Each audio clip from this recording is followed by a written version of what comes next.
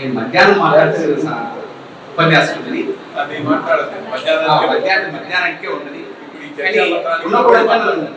హరి ఇక్కడికి లాక్కొచ్చాడు. 1937 శ్రీబాగ్ ఒడంబడిక ఇవన్నీ చాలా సోదాహరణంగా వారు హరి బాగా చెప్పారు. కానీ ప్రశ్నిస్తే, నినదిస్తే రిజల్ట్స్ ఎలా ఉంటాయని చెప్పడానికి ఒక 2 మాటలు చెప్పడానికి మీ దగ్గరికి వచ్చాను. నేను అనుకున్న ఆర్ట్స్ కాలేజ్ చరిత్ర 100 ఏళ్ళ ఆర్ట్స్ కాలేజ్ చరిత్ర రాస్తున్నప్పుడు శ్రీబాగ్ ఒడంబడిక శ్రీబాగ్ ఒడంబడిక శ్రీబాగ్ ఒడంబడిక అని ఎంతసేపు గొంతు సించి మాట్లాడుతున్నాను. ఆ శ్రీబాగ్ ఒడంబడిక ఎక్కడ రూపొందింది? ఆర్ట్స్ కాలేజీలో రూపొందింది. కళ్ళు బయటకు ఉన్నాయి. 6 జిల్లాల నుంచి 2000 మంది నవంబర్ 6వ తేదీ అటెండ్ అయ్యారు. 2000 మంది ఆలోచన, 2000 మంది ఇంటలెక్చువల్స్ ఆ రోజు. ఆ తీవ్రత ఎంత తీవ్రత అంటే వాళ్ళని ప్రధానమైనటువంటి నాకు గుర్తున్నంత వరకు 3 కాదు, ఒక యూనివర్సిటీ కావాలి. మేము ఆల్రెడీ ఆంధ్ర యూనివర్సిటీ కోల్పోయాం. ఆ రోజు అడిగిన యూనివర్సిటీ 54లో ఎస్వి యూనివర్సిటీ వచ్చింది. ప్రధానంగా డిమాండ్ మాకు తిరుపతిలో ఎస్వి యూనివర్సిటీ కావాలి. దానికి అనుబంధంగా ఇంకొక మెడికల్ కాలేజ్ అడిగారు. 50 కర్నూలు మెడికల్ కాలేజ్ వచ్చింది. 40 ఏళ్ళలో జేఎన్టీ వచ్చింది. నిజానికి అది గిండిలో 3.5 సంవత్సరాలు 2.5 సంవత్సరాల పాటు గిండిలో స్టార్ట్ చేసి నిజానికి ఇక్కడే ఏర్పాటు చేయాలనుకున్నప్పటికీ బిల్డింగ్లు లేకపోయినందున, ఇక్కడ సరైనటువంటి సదుపాయాలు లేకపోయినందున ఒక 2 సంవత్సరాలు చెన్నైలో ఉన్నటువంటి గిండి సమీపంలో 2 సంవత్సరాలకు నిర్వహించి ఆ తర్వాత మళ్ళీ ఇక్కడ తీసుకొచ్చారు. అంటే గట్టిగా నినదిస్తే ఆ ఫ్రూట్ఫుల్ రిజల్ట్స్ ఎలా ఉంటాయో చెప్పడానికి బెస్ట్ ఎగ్జాంపుల్స్. అంటే ఎస్వి యూనివర్సిటీ ఏర్పడడానికి ప్రాతిపదిక ఆర్ట్స్ కాలేజ్, జేఎన్టీ ఏర్పడడానికి అనంతపురంలో ఉన్న జేఎన్టీ ఏర్పడడానికి ప్రాతిపదిక arts college, at the same time కర్నూలులో ఉన్నటువంటి మెడికల్ కాలేజ్ ఏర్పడడానికి ప్రాతిపదిక ఆర్ట్స్ కాలేజ్. మరి ఈ ఆర్ట్స్ కాలేజ్ ఎలా ఏర్పడింది? ఈ ఆర్ట్స్ కాలేజ్ వెనుక ఎంత దుఃఖం ఉంది, ఎంత ఏడుపులు ఉన్నాయి. ఈ ఆర్ట్స్ కాలేజ్ అన్న ఒక అపూర్వమైన ఆలోచనకి ఎవరు తీసుకొచ్చారు? ఇందాక మిత్రుడు చెప్పాడు, బుద్ధి కేశవ పిల్లయ్య ఆలోచన. బుద్ధి కేశవ పిల్లయ్య అన్న వాడు లేకపోతే ఆర్ట్స్ కాలేజ్ లేదు. దానికి కారణం ఏంటంటే చాలా మంది గాడిజల సర్వోత్తరరావు గారు అనగానే మనకి అక్కడికి వెళ్తారు. ఆయన కర్నూలు జిల్లా వాడు, కర్నూలు జిల్లాలో ఉద్యమం చేశాడు. ఆయన ప్రారంభ ఉద్యమాలన్నీ అనంతపురం గడ్డ మీద చేశారు, గుర్తుపెట్టుకోండి.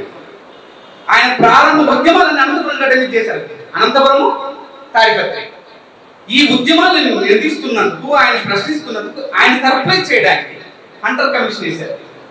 ఆ హంటర్ కమిషన్ ప్రధాన ఆలోచన ఏంటంటే ఇక్కడ ఒక కాలేజీని ఏర్పాటు చేయాలి.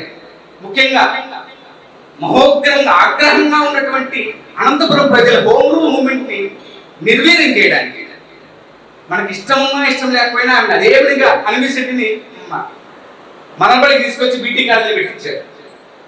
అదే నేపథ్యం కానీ ఆ మీటింగ్కి వెళ్ళలేదు. ఆయన గాడిచల వారు ఆ మీటింగ్కి వెళ్ళలేదు. నిజానికి ఆమెను అక్కడ తీసుకురావడానికి, అక్కడ మీటింగ్ పెట్టడానికి ఈయన పోకపోవడానికి కారణం పెట్టి మా గొంతు దొక్కుతున్నారు.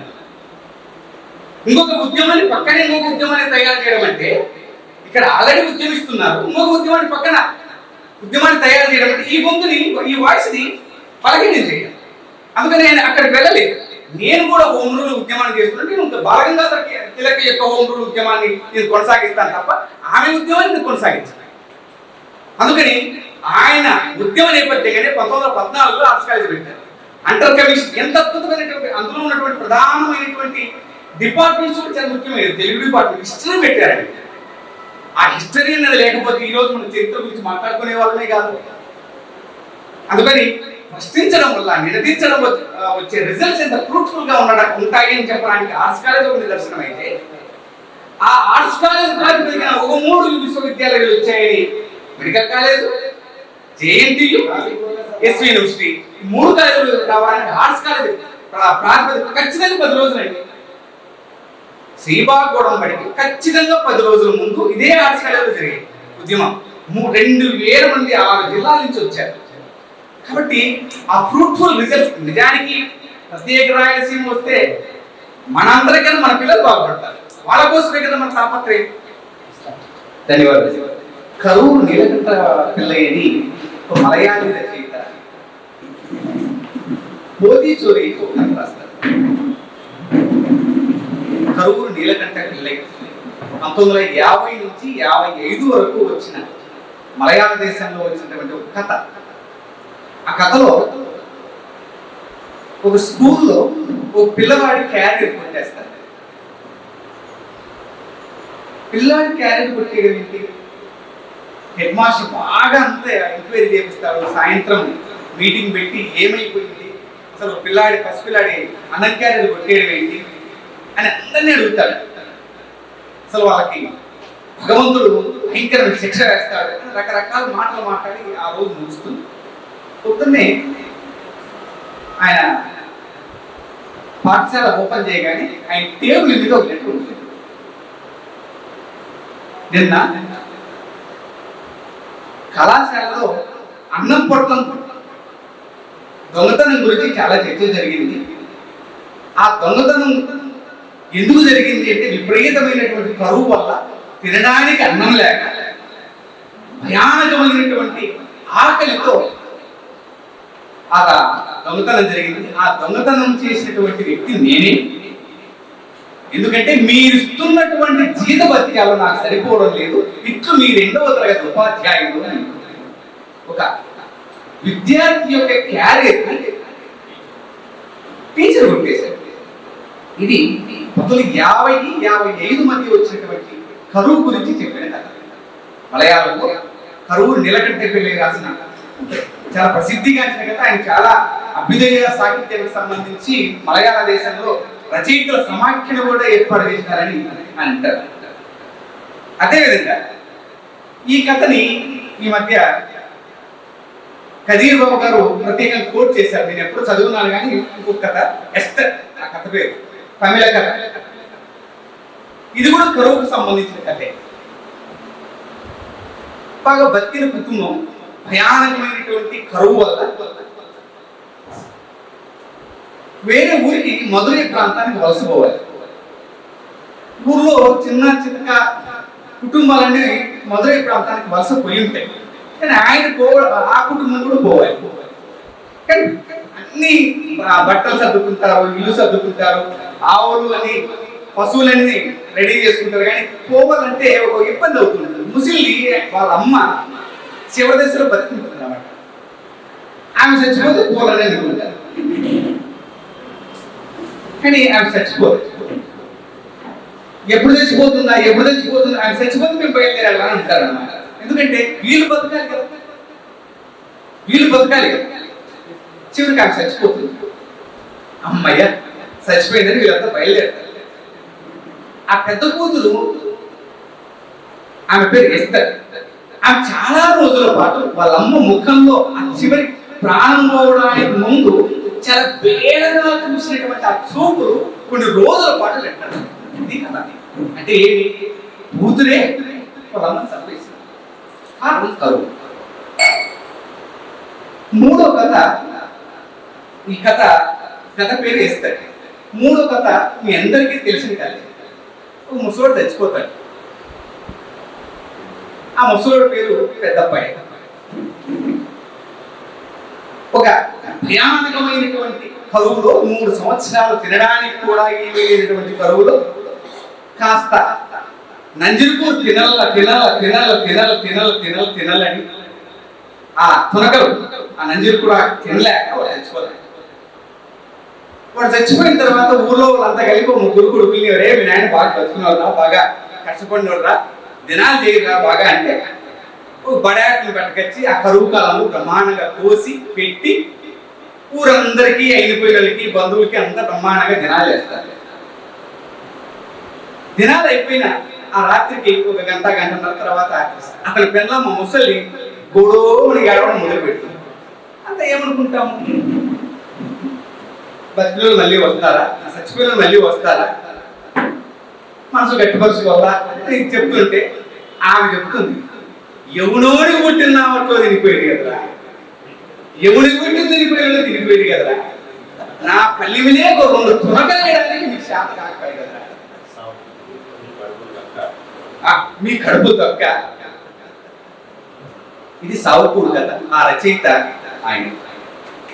3 చారిత్రక సందర్భాల గురించి, 3 సంఘర్షణల గురించి ఒకే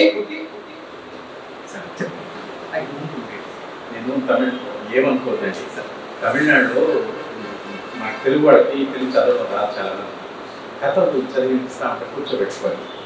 ఇందాక ఎస్తర్ కథ ఉంది కదా, ఆ ఎస్తర్ కథ రాసిన ఆయన రచయిత ఊరు పక్క ఊళ్ళో నడుకావిడి ఒక ఊరు ఉంది.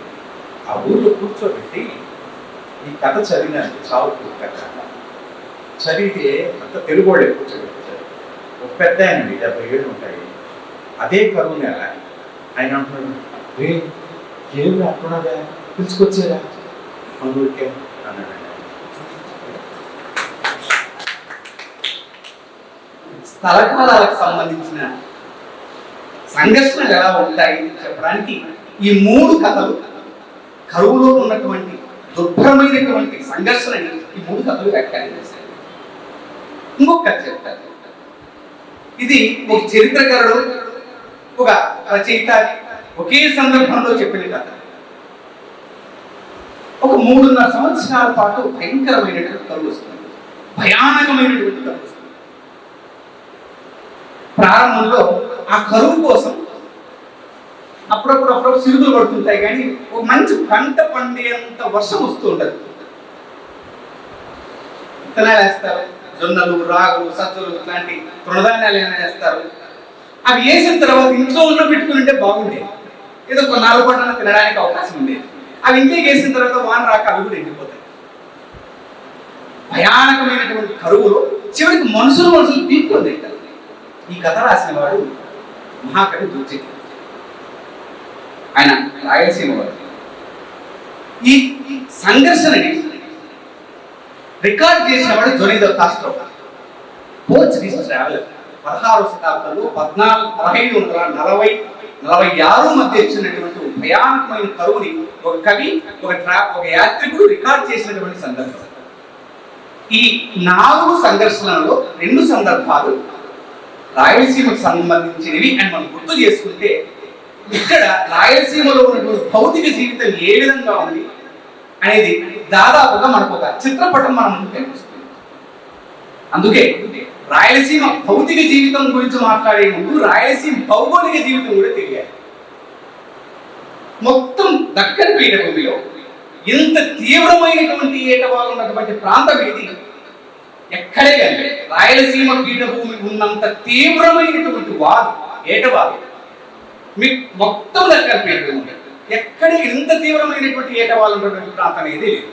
దాదాపుగా చిత్రదుర్గం లాంటి పశ్చిమ రాయలసీమ ప్రాంతం దాదాపు 650 నుంచి 700 మీటర్ల సముద్రపు మట్టానికి ఎత్తులో ఉంటే, తూర్పు రాయలసీమలో ఉన్నటువంటి బద్వేలు, పోరుమామిళ్ళ లాంటి ప్రాంతాలు సముద్ర మట్టానికి 200, 220 లేదా 240 మధ్యలో ఉంటుంది.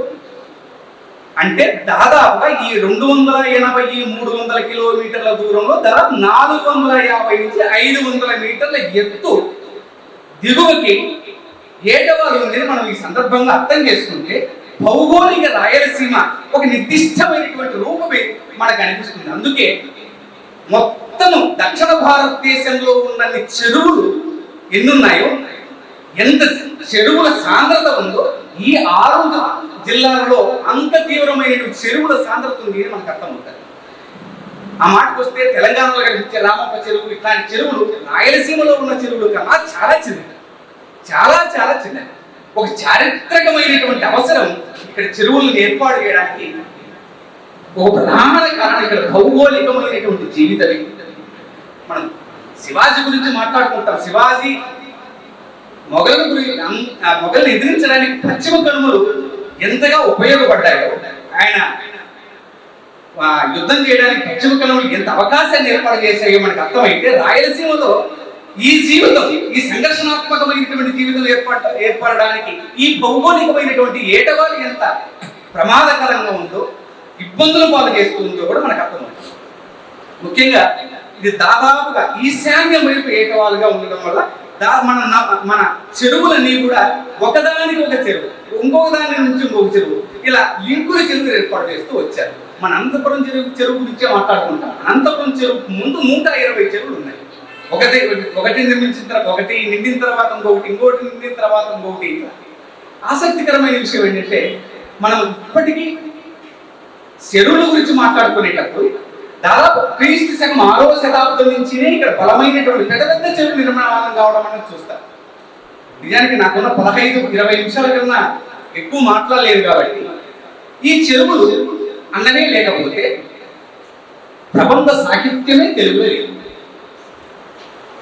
అలసాని పెద్ద చెప్తాడు, నిరుపహతి స్థలము అని ఒక చోట, అడిగిన సీమలందునిచ్చే అని ఒక చోట. ఆయన రాయలకు రకరకాల ప్రాంతాల్లో ఆ ప్రాంతం నాకు కావాలి అని రాయించుకున్నాడు. ఆ కావాలి అని రాయించుకున్న ప్రతి చోట చెరువు ఉంది. ధర్మవరం చెరువు గురించి మాట్లాడుకుంటాం. ధర్మవరం చెరువు ఎంత ఆసక్తికరమైన విషయం ఏంటంటే గొప్పూరు నరసరాజు అనేవాడు ధర్మవరం చెరువును పరిపాలన చేసేవాడు. ఆ గొప్పూరు నరసరాజు చిన్నకోట్ల గొప్పూరు ధర్మవరం పరిపాలన చేస్తే అతని ఆస్థానంలోనే అయ్యవరాజు రామభద్రుడు ఉండేవాడు. అలాగే మన అనంతపురం చెరువు గురించి మాట్లాడుకుంటాం. అనంతపురం చెరువు గురించి మాట్లాడుకునేటప్పుడు పక్కనే కేక అగ్రహారం ఉంది. ఆ కేక అగ్రహారం వాడే ప్రసిద్ధ రాయల ప్రధానమంత్రి అయినటువంటి తిమ్మరుసు. ఆ తిమ్మరుసు యొక్క మేనల్లులు ఆ ఊరి వాళ్ళే, నాదిండ్లపై నాదిండ్ల గోపన్న. వాళ్ళ ఆస్థానంలో ఉండేవాడే మాదయ్య గారి మల్లన్న. అలాగే నందిపాడు అగ్రహారాన్ని నందిపాడు కైఫియత్వం జరిగితే ఆ నందిపాడు పక్కనే ఒక పెద్ద చెరువు కనిపిస్తుంది. ఆ నందిపాడు కైఫియత్తుకి సంబంధించింది ఎవరికి? బట్టుమూర్తికి సంబంధించిన కైఫియత్ అవుకు పక్కనే ఉంటుంది. అలాగే ఆ అవుకు దగ్గర ఉన్నటువంటి ఆ చుట్టుపక్కల చెరువుల సమీపంలోనే దాదాపు మనకు ప్రసిద్ధ కలువు నలుగురు కనిపిస్తాయి. బట్టుమూర్తి, పింగళి సూరన, దోనూరు కోనేరునాథ్ కవుడు, అప్పయ్య దీక్షితులు లాంటి ప్రసిద్ధ 15వ-16వ శతాబ్దపు కవులందరూ అక్కడ కనిపిస్తారు. మనకు శ్రీకృష్ణదేవరాయలు గుర్తు చేసి మనం మాట్లాడుకుంటాం, కానీ శ్రీకృష్ణదేవరాయలకి అష్టదిగ్గజ కవుల్ని డొనేట్ చేసినటువంటి అవుకు పరిపాలకుడు చిన్నతిమ్మరాజు గురించి మనకు తెలియదు. చిన్నతిమ్మరాజు ఉన్నవాడే లేకపోతే బట్టుమూర్తి లేడు, చిన్నతిమ్మరాజు ఉన్నవాడే లేకపోతే వెంకటేశ్వరుడు లేడు. ఇంకా పింగళసూరుని గురించి మాట్లాడుకుంటే నంద్యాల కృష్ణరాజు గురించి మాట్లాడుకుంటాం, కానీ నంద్యాల కృష్ణరాజు కన్నా ముందు పింగళసూరుడు ఎక్కడ ఉండేవాడని మనకు చాలా తెలియకపోవడం అనేది నిజంగా శోచనీయం. అంటే ఒక చారిత్రక సందర్భంలో ఒక బలమైనటువంటి సాంస్కృతిక వ్యక్తీకరణ చేసినటువంటి ఈ కవుల యొక్క భౌతిక జీవితం అంతా చెరువుల చుట్టూ కొనసాగింది అని మనం గుర్తు చేసుకోవాలి. చెరువులు ఎంత బలమైనవంటే ఆయన సప్తభూమి నవల్లో సందర్భంలో చూస్తారు. చెరువుల్ని అనంతపురం చెరువుకు సంబంధించి తూమునెత్తేసి నీళ్ళన్నీ తోడగలుగుతుంటారు. ఎందుకు? చెరువులు దెబ్బతీస్తే ఆర్థికంగా ఆ పాఠ్యాలు దెబ్బతీయాలి. దానికి అప్డేటెడ్ వర్సనే ఇప్పుడు ఫ్యాక్షన్లో కనిపించే సీనా సెట్టింగ్ కొట్టే. అంటే ఒక రచయిత ఒక చారిత్రక నవల రాసినా లేదా ఆధునిక నవల రాసినా భౌతిక జీవితం నుంచి తప్పించుకోలేడు అని చెప్పడానికి ఇది ఒక మంచి అవకాశం అని మనం గుర్తు చేసుకోవాలి. ఇంకా ఒక ఆసక్తికరమైన విషయం ఏంటంటే దాదాపుగా ఒక అనంతపురం జిల్లాలోని సాంస్కృతికంగా దాదాపు 10,000 సాంప్రదాయ నిబంధనలు ఉన్నాయి. ఇందులో చెరువులు, కుంటలు, కాలువలు ఇవన్నీ. సార్ పొద్దున 1350 అన్నారు, కానీ నేను పీహెచ్డీ చేస్తున్నప్పుడు అనంతపురం కలెక్టర్ ఆఫీసులో ఉన్న ఆర్కేవ్స్ రెఫర్ చేసినప్పుడు దాదాపు 7,000 ఉన్నాయి.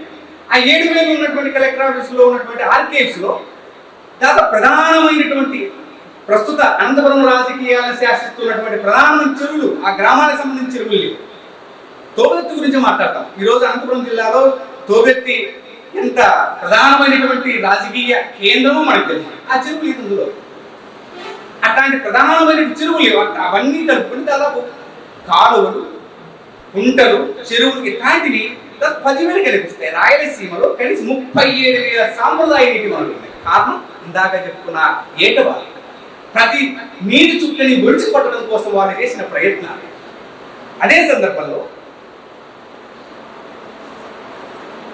మరి రాయలసీమ గురించి మనం మాట్లాడుకునేటప్పుడు మనం అందరూ రేనాడు చోళుల గురించే మనం మాట్లాడుకుంటాం. అంతకన్నా ముందు మనకు చాలా బలమైనటువంటి రాయలసీమ అస్తిత్వాన్ని గురించి చెప్పే సంఘటనలు ఒకప్పుడు 1950వ దశకంలోని కర్నూలు జిల్లా కలెక్టర్ అయినటువంటి కాశీపాండ్యన్ గారు హిడెన్ హిస్టరీ అన్నట్టు పేరు గుర్తులేదు నాకు, ఒక పుస్తకం రాశారు. దాన్ని ఎప్పుడు దాదాపు 8-9 ఏళ్ల కిందట నాకు ఇక్కడ ఇంటర్నెట్లో చదివినప్పుడు అందులో ఒక కొన్ని చాప్టర్స్ చాలా ఆశ్చర్యంగా అనిపించాయి. ఈ ప్రాంతంలో మన హంద్రీ ప్రాంతం చుట్టూ మన హంద్రీ నగరి, ఆ బెల్ట్ మొత్తం ఆ రోజులు ఆంధ్రీ నగరి అనేవారు. దానికి సంబంధించిన కేతవరపు శాసనాలు 11 శాసనాలు దాని మీద చాలా చర్చ జరిగింది. కర్నూలు జిల్లాలో వైద్య వెంకటేశ్వరాచార్య లాంటి వాళ్ళు చాలా వరకు వర్క్ చేశారు. అంటే మనం అశోకుడి కాలం కన్నా చాలా ముందు కానీ కనీసం 700-800 సంవత్సరాలు, కనీసం 1000 సంవత్సరాల ముందు కానీ ఈ ప్రాంతంలో ఒక భౌగోళిక, ఒక చారిత్రక విభవోజ్వల దశ ఈ ప్రాంతంలో కొనసాగిందని మనకు అర్థమవుతుంది.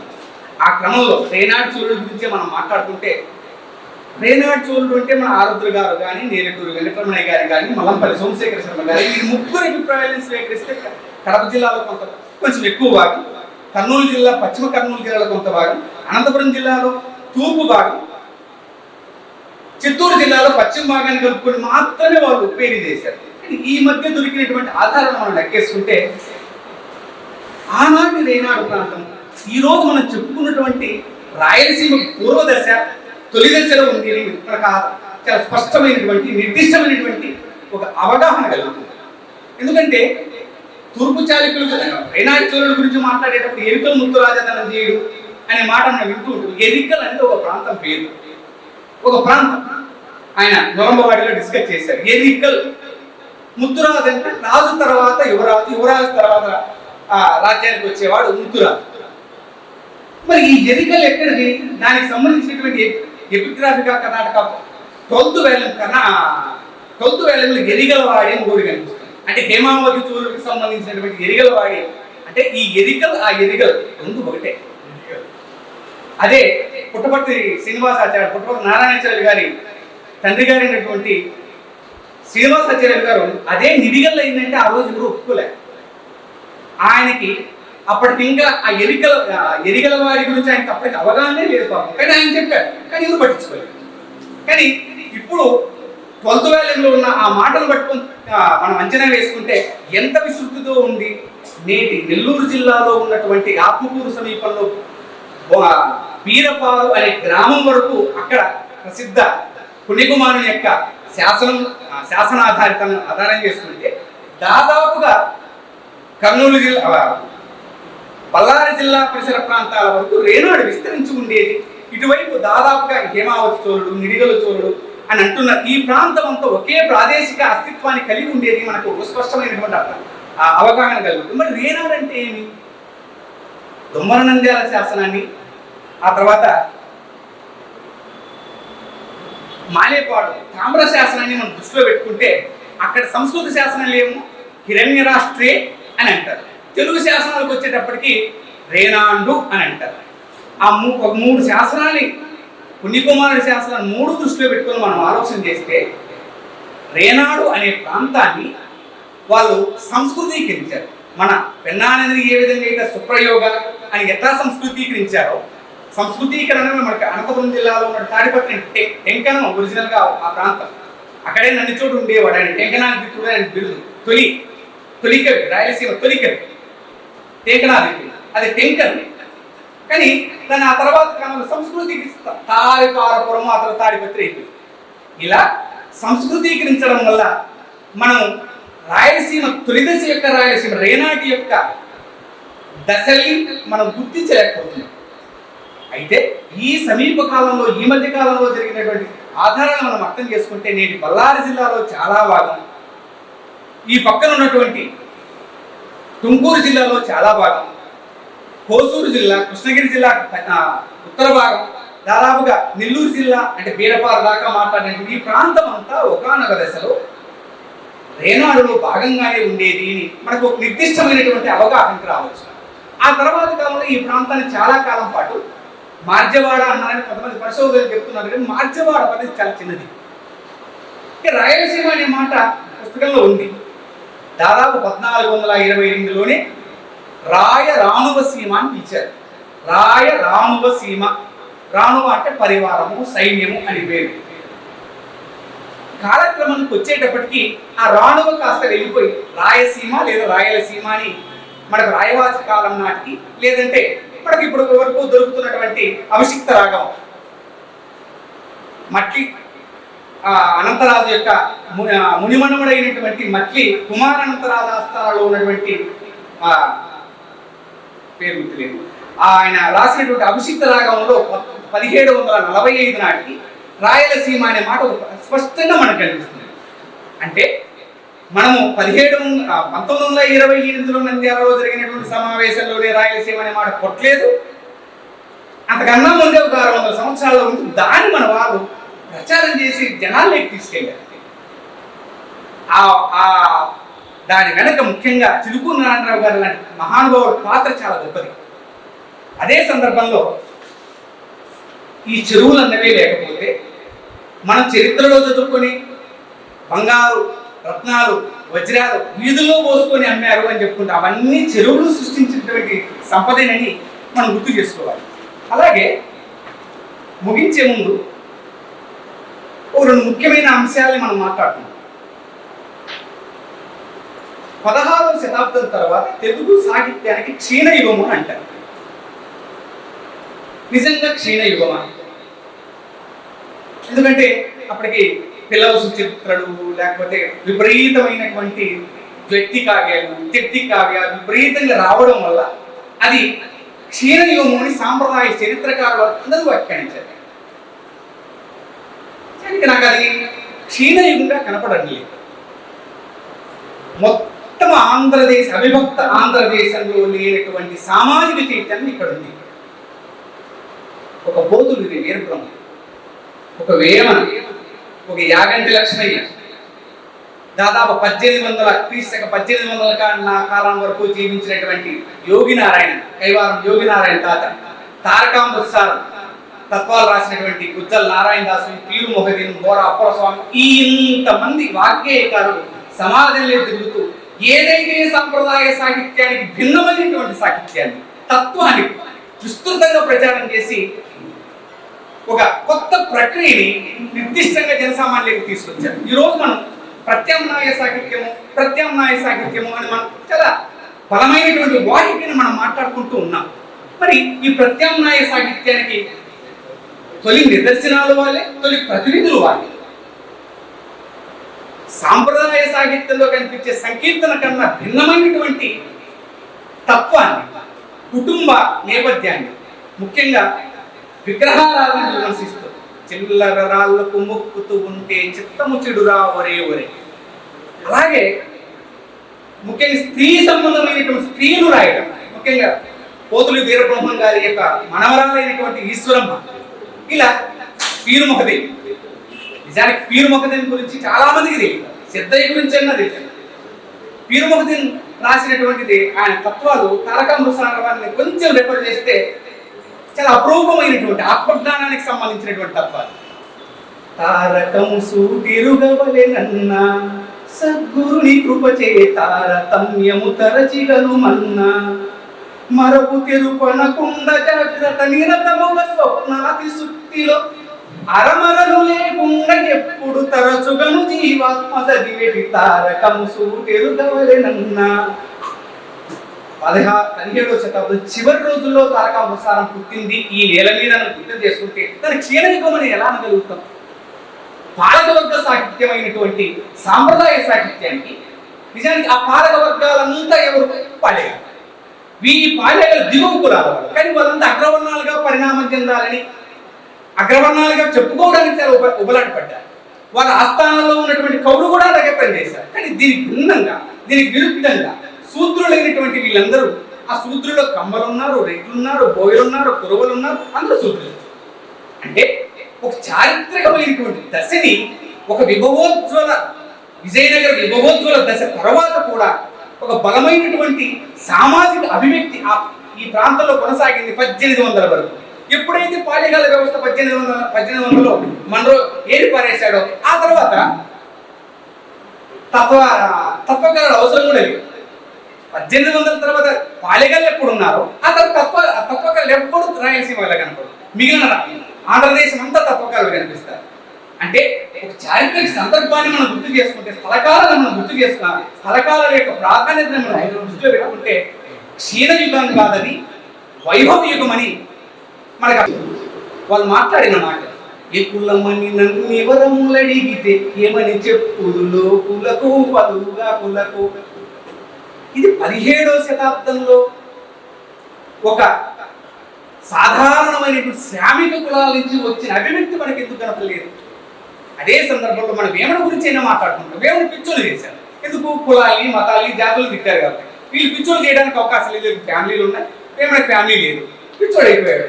ఇంకా దుర్మార్గం ఏంటంటే వేమన బట్టలు లేకుండా చూపిస్తారు. ఇప్పటికీ అంతటి తాత్వికుడు, అంతటి ఇంటెలెక్చువల్స్ పర్సన్ బట్టలు లేకుండా తిరిగి ఉంటాడా? ఈ రోజుకి మనం బట్టలు వేమన విగ్రహానికి